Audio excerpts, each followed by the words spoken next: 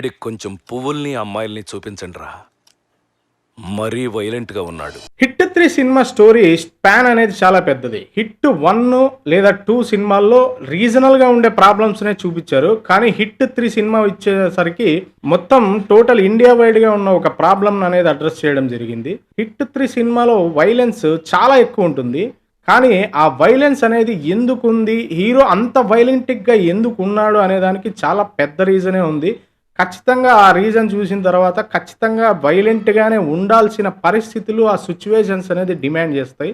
Most of the violent scenes అన్నీ కూడా మనకు ట్రైలర్‌లోనే చూపించేశారు. కాబట్టి సినిమాలో చూపించేటప్పుడు అంత పెద్ద ఇంపాక్టబుల్‌గా ఏం అనిపించదు. కానీ హార్ట్ అటాక్స్ ఉన్నోళ్ళు, గర్భిణీ స్త్రీలు వీళ్ళందరూ సినిమాకు కొంచెం దూరంగానే ఉంటే చాలా బెస్ట్. ఎందుకంటే మామూలుగా ఇది ఒక హారర్ ఫిలిమ్స్‌కైతే ఇలాంటి కార్డ్ వేస్తుంటారు. కానీ నేను మాత్రం క్లైమాక్స్‌లో జరిగే ఈ ఫైట్స్‌కి మాత్రం నేను చెప్తున్నాను, ఖచ్చితంగా మీరు గుండె నిబ్బరం ఎక్కువ ఉన్నవాళ్ళు, కొన్ని సీన్స్ మీరు చూడగలము ఎంత వైలెన్స్ అయినా అనుకున్న వాళ్ళు మాత్రమే వెళ్ళండి. మొత్తం ఇండియా వైడ్ మర్డర్స్ జరుగుతూ ఉంటాయి. అన్నీ ఒకే ప్యాటర్న్‌లో జరుగుతూ ఉంటాయి. ఈ ప్యాటర్న్ ఎందుకు, ఎవరు చేస్తున్నారు, ఏం మోటివ్ అనేది అర్జున్ సర్కార్ లాంటి వైలెంట్ పోలీస్ ఆఫీసరు దీన్ని ఎలా చేశాడు అని చెప్పేది ఈ స్టోరీ. అసలు సిటీకే అంటే ఏంటి, ఈ క్లైమాక్స్లో ఏం జరుగుతుంది, వీళ్ళంతా ఎవరు, ఇదంతా కూడా మీరు థియేటర్లో చూస్తేనే చాలా బెటర్ ఎక్స్పీరియన్స్ కలుగుతుంది. అర్జున్ సర్కార్ ఈ సినిమాలో బూతులు మాట్లాడించారు నాని చేత. ఎందుకంటే నాని యొక్క క్యారెక్టర్, అర్జున్ సర్కార్ క్యారెక్టర్ ఎంత వైలెంట్ అని చూపించడానికి ఖచ్చితంగా అక్కడక్కడ బూతులు మాట్లాడించారు. కానీ ఆ 2-3 కూడా లేకపోయింటే కొంచెం బెటరేనేమో అనిపించింది. క్లైమాక్స్లో ఒక సడన్ హీరో ఎంట్రీ ఉంటుంది. మీరు మాత్రం ఆ క్లైమాక్స్ ఎండింగ్లో ఆ కరెక్ట్ ఆ టైమింగ్లో హీరో ఎంట్రీ, ఆ ఎంట్రీ అప్పుడు మాత్రం ఖచ్చితంగా విజిల్స్ అనేటివి పడతాయి. మీరు మాత్రం చాలా బాగా ఎంజాయ్ చేస్తారు. మరీ ఎండింగ్లో ఇంకొక కేమియో కూడా ఉంటుంది. కానీ దాన్ని నేను ఇక్కడ రివ్యూ చేయదలుచుకోలేదు. మీరు థియేటర్లో మాత్రమే చూడండి. నానిని అందరూ ఇన్ని రోజులు మన పక్కింటి కుర్రాళ్ళలాగా యాక్ట్ చేస్తున్నాడు అని అందరూ ఓన్ చేసుకున్నారు. కానీ ఈ సినిమా చూసిన తర్వాత నాని మీద మీ ఒపీనియన్ అయితే ఖచ్చితంగా మారిపోతుంది. ఇంత యాంగ్రీ పోలీస్ ఆఫీసర్ క్యారెక్టర్లో ఇంకొక డిఫరెంట్ వేరియేషన్ అనేది నాని ఈ సినిమాలో చూపించారు. ఇంత యాక్టింగ్ స్కిల్స్ సినిమాకి వేరియస్గా చేంజ్ చేసుకుంటూ వెళ్ళడం వల్ల ఈ సినిమా చూసినప్పుడు మాత్రం పక్కింటి కుర్రాడు అని కాకుండా ఈడేవడండి బాబు అనే ఫీలింగ్ మాత్రం ఖచ్చితంగా వస్తుంది. అంత బాగా యాక్టింగ్లో ఇంకొక వేరియేషన్ చూపించాడు నాని. శ్రీనిధి శెట్టి కూడా ఈ సినిమాలో మామూలుగా మన కేజీఎఫ్లో లాగా ఎటువంటి యాక్టివిటీ ఏం చేయకుండా అలా కాకుండా ఈ సినిమాలో ఒక మంచి రోల్ అనేది ఉంది. ఈ సినిమాలో తనకి ఇచ్చిన రోల్కి చాలా న్యాయం చేసింది.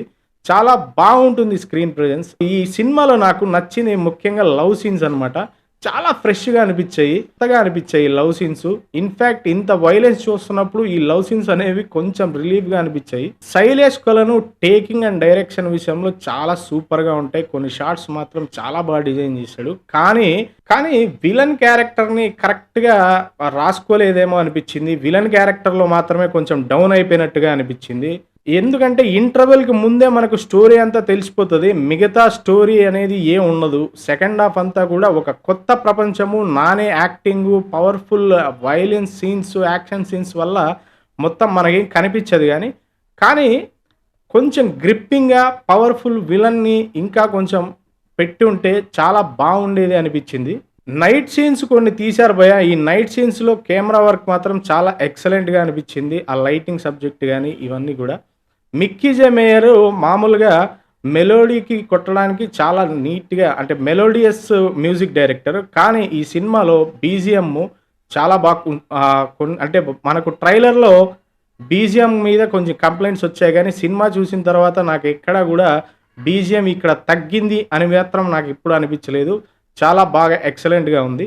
సో మీరు కనుక సినిమా చూసి ఉంటే మాత్రం అసలు హిట్ 3 సినిమా మీద వైలెన్స్ పైన, నాని యాక్టింగ్ పైన ఎలా ఉందనేది కింద కామెంట్లో కామెంట్ చేయండి. అంటే ఒక 2 days బ్యాకే ఒక సీన్, అంటే ట్రైలరు టీజర్ డీటెయిల్స్ని బట్టి మనం స్టోరీ అనేది గెస్ చేయడం జరిగింది.